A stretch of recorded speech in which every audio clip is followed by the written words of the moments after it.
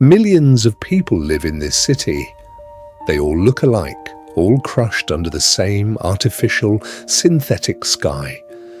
Every morning they march to the same grey factories, and every night they return to the same dark, suffocating rooms.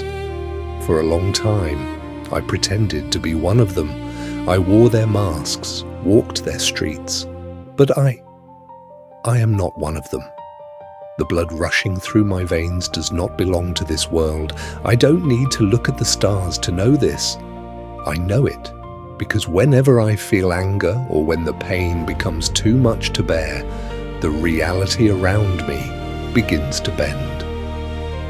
The other night, while alone in my room, I realized I could control gravity with nothing but my thoughts.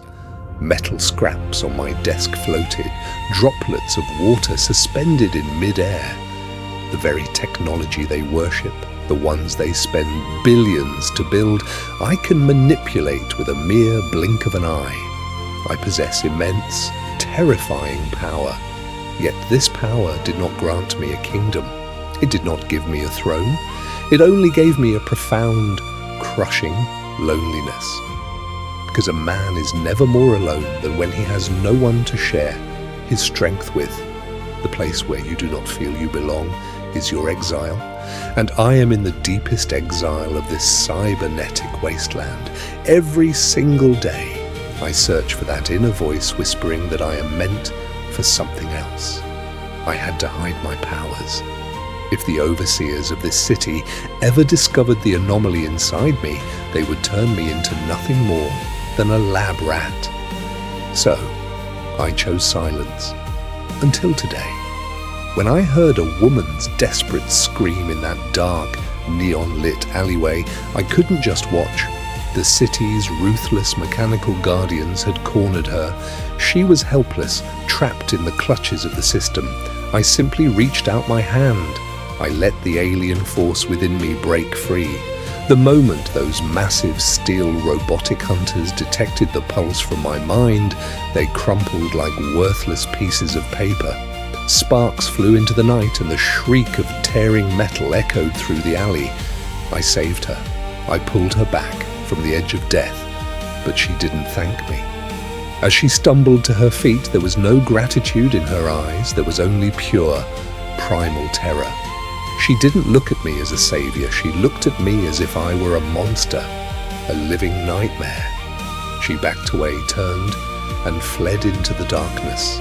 That was the exact moment something shattered inside me. I realized a bitter truth. No matter how much good you do, no matter how much you sacrifice, if you are an outsider, you are always the enemy.